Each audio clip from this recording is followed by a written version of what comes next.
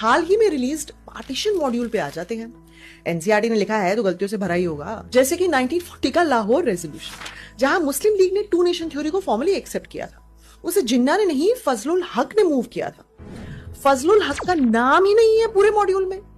इतनी important figure Lahore resolution की गायब ही हो गई मॉड्यूल से, क्योंकि विलन सिर्फ जिन्ना को ही बनाना था शायद। और क्योंकि एनसीईआरटी की किताबें तो अब हिस्टोरियंस नहीं लिख रहे हैं, तो हो भी सकता है उन्हें फजलुल हक के बारे में ना ही बताओ, तो सब कुछ जिन्ना पे डाल दो।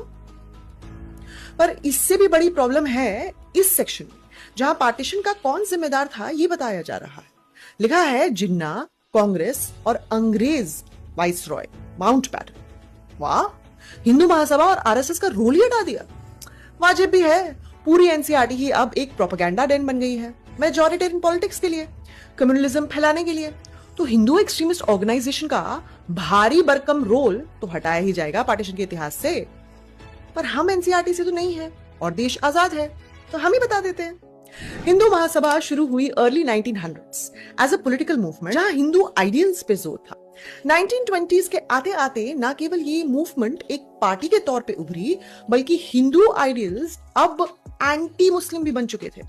लेकिन पार्टी का सितारा चमका 1937 में, जब विनायक दामोदर सावरकर इसके प्रेसिडेंट बने और अपने 1937 के स्पीच में कहा कि हिंदू और मुसलमानों के बीच दुश्मनी और मतभेद अंग्रेजों की वजह से नहीं है, ये तो हिंदुओं का रिस्पॉन्स है, क्योंकि वो सदियों से मुस्लिम शासकों के कॉन्क्वेस्ट की चपेट में रहे।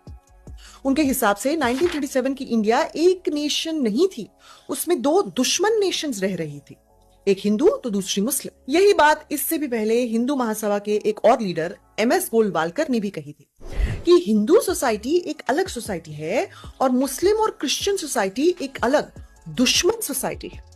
ये स्टेटमेंट सावरकर और गोलवालकर की मुस्लिम लीग के टू नेशन थ्योरी वाले 1940 रेजोल्यूशन से कई साल पहले ही आ चुकी थी। तो टू नेशन थ्योरी का कॉन्सेप्ट तो हिंदू महासभा में काफी समय से था, लाहौर रेजोल्यूशन से भी पहले। तो फिर क्यों सिर्फ मुस्लिम लीग को ही टू नेशन थ्योरी का पापा बताया जा रहा है? इनफैक्ट पार्टीशन की मेन वजह ही कम्पिटिटिव कम्युनलिज्म था, जहां दोनों हिंदू और मुस्लिम एक्सट्रीमिस्ट ऑर्गेनाइजेशंस मजहबी मतभेद फैलाती थी अंग्रेजी सरकार से बार्गेन करने के लिए।